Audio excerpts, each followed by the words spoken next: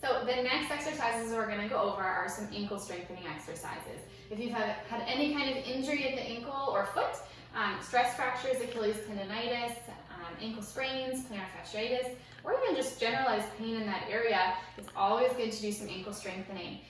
Even knee injuries can have some involvement with the ankle. So as runners, we beat them up quite a bit. We want to take good care of them. The first one that we're going to work towards here is what we call ankle eversion. So that is the movement of moving the foot out. Oftentimes the muscles that are responsible for this are often injured when we have any kind of a sprain, we'll call an inversion sprain. That foot comes in and it really can stress the ligaments on the outside, but also the muscles and decrease their ability to function, make them a little bit weaker.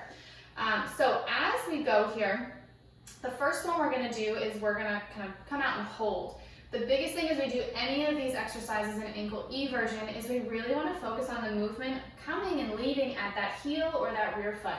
When we've had any kind of injury or weakness in those areas, our body's incredibly good at compensating. So we want to make sure our toes are not trying to do all of the work. They will and they can. So really focus on the intention behind what we're doing here. See if we can really focus on getting that movement happening at that rear foot or that heel. So with that eversion one, we're going to show with Kelsey here. We are going to take either, at home you can either use a ball or a towel roll, either one. We can get up against a wall of some kind, and we're going to take this, and we're just going to do what we call an isometric. So that's just going to be a hold, trying to use those muscles, just let them fatigue a little bit with the hold. We want to be sure we let that foot point down just a little bit, relaxing those toes. So you can see how our toes are curling up, they're really trying hard to help. We want to focus again, we're really trying to get that rear foot doing all the work. We're going to push out and just hold into that ball.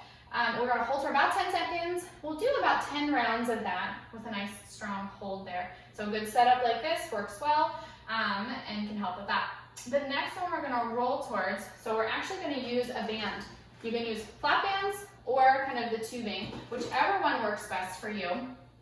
How we want to set that up, if you use these kind of bands, you can hook them up to a chair leg, a banister, something like that. These also work because you can use your other feet to help out some.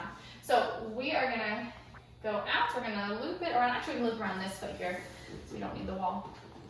And then we're going to use this other foot to just hold the band in place. Same thing with this one, we want to make sure we're leading from that heel. Those toes love to help. So we're trying to lead from the heel, point that foot down just a little bit. If you lift it up, it works the muscles more towards the front. Those often aren't the ones that are as weak. So we're going to pull out. You can slide that band up or down, just depending on what feels good. So modify it according to what feels good for you, where you're able to get good work of those muscles. We can do about 3 sets of 10, really trying to let that heel and that rear foot do most of the moving and the driving here. So the last exercise we want to do, we're going to roll to our side. I'm going to have you face that way. We'll use this foot here.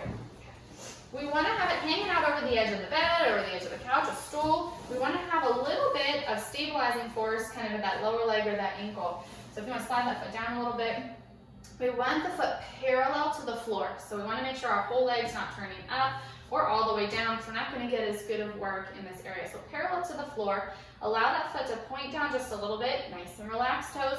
And then we're going to try and lift that foot up against gravity and slowly lower it down. With any kind of exercise, the lowering or the relaxing phase is just as important as the lifting phase. It works the muscles a little bit differently and is very, very important for good, strong, functional strength. So we'll lift it up and lower it all the way down nice and slow, making sure that heel is doing the driving force here. Again, 3 sets of 10, go to fatigue. We always want to fatigue our muscles for them to get stronger.